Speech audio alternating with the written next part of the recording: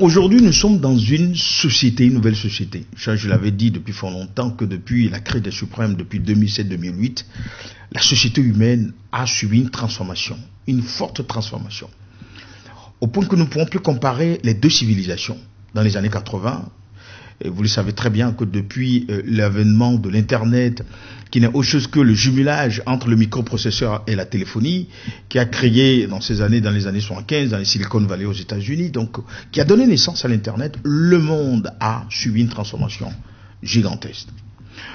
Pour comprendre mieux ces situations, je pense que l'État béninois a travaillé énormément de façon réfléchie à comprendre qu'aujourd'hui, pour maintenir l'acquis de notre développement, il faut nécessairement la surveillance.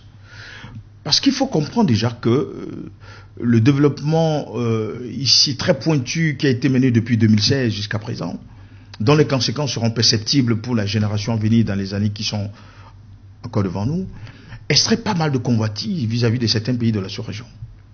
Je peux vous dire en termes très simples, tout le monde n'aime pas ce développement qui se passe au Bénin. Voilà. Donc, parce que dans certains pays, il y a l'inertie totale gouvernementale, c'est ce que nous avons vu, et qu'au Bénin, il y a une mutation extraordinaire. Et cette mutation permet tout simplement, d'ailleurs, les conséquences de cette mutation ont permis au Bénin d'être désormais parmi ceux des pays à revenus intermédiaires. Donc on a quitté à un temps record, ça veut dire que les indicateurs sont passés véritablement en vert. Donc il faut cela maintenir ce cap. Et pour le faire, nous avons véritablement besoin de la surveillance.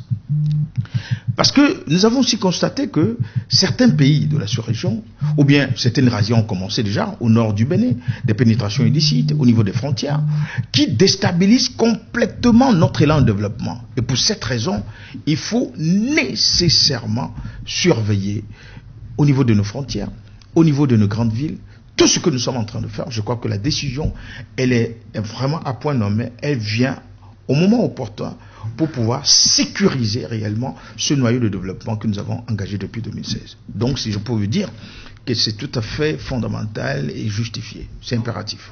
Utile pour nous aujourd'hui pour pouvoir surveiller réellement les mouvements. Surveiller, par exemple, s'il y a eu au niveau de la circulation. Vous savez aujourd'hui que la population mondiale est en train de monter. La circulation béninoise aussi prend un niveau de bonus assez important.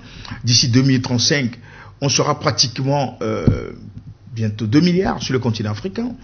Et le pays qui aura plus de mutations, c'est le Nigeria à côté. Et il faut nécessairement réguler, non seulement les hommes, mais aussi les biens. Pourquoi c'est nécessaire? Parce que depuis, nous devons comprendre que le marché est devenu global, le marché est mondial. Et comme le marché est devenu mondial et global, il faut nécessairement aussi traquer le marché, il faut le connaître, il faut le comprendre. C'est pour cela d'ailleurs que le nouvel ordre mondial aura pour objectif de ramener la gouvernance au niveau du marché, qui est mondial, alors que la démocratie locale est restée entre les frontières. Donc le nouvel ordre mondial aura pour rôle de pouvoir établir une dictature mondiale, si je peux l'exprimer ainsi, ou bien une gouvernance mondiale qui permettra justement la régulation du marché qui est mondial. Et pour le faire, nous avons nécessairement besoin des gadgets capables de pouvoir surveiller les mouvements, les biens et tout ce qui se fait comme flux de personnes. Vous voyez très bien, dans les villes les plus développées, regardez l'Israël pour se protéger après la guerre de 6 jours. La stratégie juive à l'époque, c'était de pouvoir baliser Tel Aviv et Jérusalem. La plupart des grandes, il n'y a pas cette ville autant sécurisée comme Jérusalem aujourd'hui ou bien Tel Aviv. Vous verrez des caméras partout. Ça a permis de dissuader pas mal de pénétrations, de comprendre des mouvements, de pouvoir les identifier, donner des outils aussi à l'unité de contrôle qui est la police, la gendarmerie, de pouvoir, parce que nous sommes déjà rentrés dans une mutation. Un monde en plein bouleversement, un monde en plein bouillonnement. On aura certainement des évasions, on aura certainement justement pas mal de choses. Il faut nécessairement traquer ces informations. Et c'est pour cela que le gouvernement a pris une décision, je dirais une très bonne décision, de pouvoir mettre ces gadgets partout, pour voir tout ce qui se passe à l'intérieur des villes stratégiques, au niveau aussi des points épineux, au niveau des frontières, pour contrôler réellement sa souveraineté. Ça, c'est très important. Dans la pratique, il ne suffit pas de poser une caméra qui compte, parce que quand vous posez une caméra, c'est juste un module qui transmet des informations en images, point.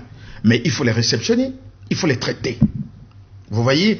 Donc, l'État, le gouvernement a pensé à tout ça. Premièrement, pour arriver justement je dirais, à la commutation ou l'interpolation des images sur l'étendue du territoire, il faut s'assurer d'abord que nous ayons une plateforme d'interconnexion.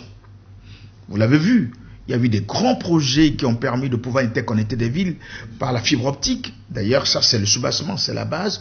Aujourd'hui, avec la 5G, nous pouvons facilement même nous extraire de la fibre optique, aller vers sur les puces qui ont une vitesse de transmission pratiquement semblable à celle de la lumière. Finalement, nous allons arriver à la 6e génération de transmission, la 6G. Je pense que ce sera la fin, à mon avis, et que actuellement, avec la 5G, nous pouvons nécessairement transporter les images en temps réel. En temps réel, je dis bien en temps réel.